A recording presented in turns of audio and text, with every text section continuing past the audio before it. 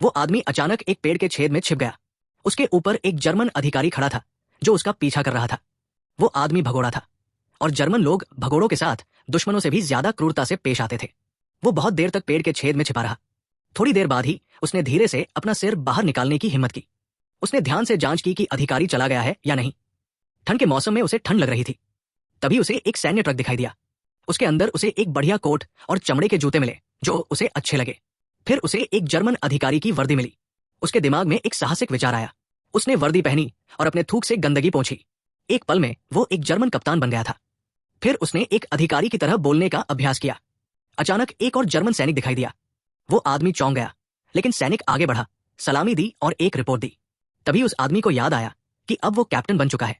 उसने सिपाही को ट्रक ठीक करने का आदेश दिया। सुरक्षित रहने के लिए उसने सिपाही की पिस्तौल ले ली। जल्द ही ट्रक कीचड़ से मुक्त हो गया। आदमी को अपनी नई पहचान की आदत पड़ने लगी। उसने सिपाही से अपना सैन्य पहचान पत्र दिखाने को कहा। दाढ़ी वाले आदमी के पास उसे सौंपने के अलावा कोई विकल्प नहीं था।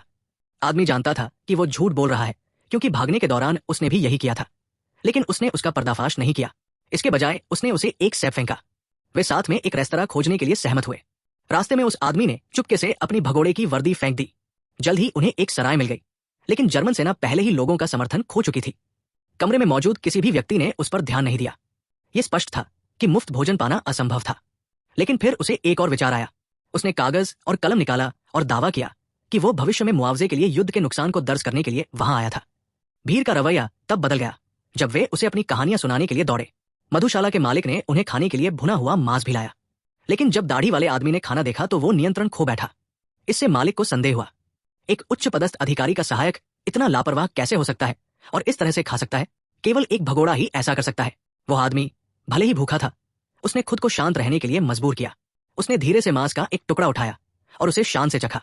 उस रात जब वो आदमी सोने की तैयारी कर रहा था, मधुशाला के मालिक ने भगोड़े को पकड़ लिया और कप्तान से उसे दंडित करने के लिए कहा। यह स्पष्ट रूप से एक परीक्षा थी। यदि वो सैन्य कानून का पालन नहीं करता और उस आदमी को मार डालता तो यह साबित हो जाता कि वह नकली था। खुद को बचाने के लिए उसके पास अपने साथियों के सिर पर बंदूक तानने के अलावा कोई विकल्प नहीं था। उसे एहसास हुआ कि यह जगह अब सुरक्षित नहीं थी, इसलिए अगली सुबह वो जल्दी निकल गया। उसके बाद से उन्होंने एक भगोड़े के रूप में अपनी यात्रा शुरू कर दी।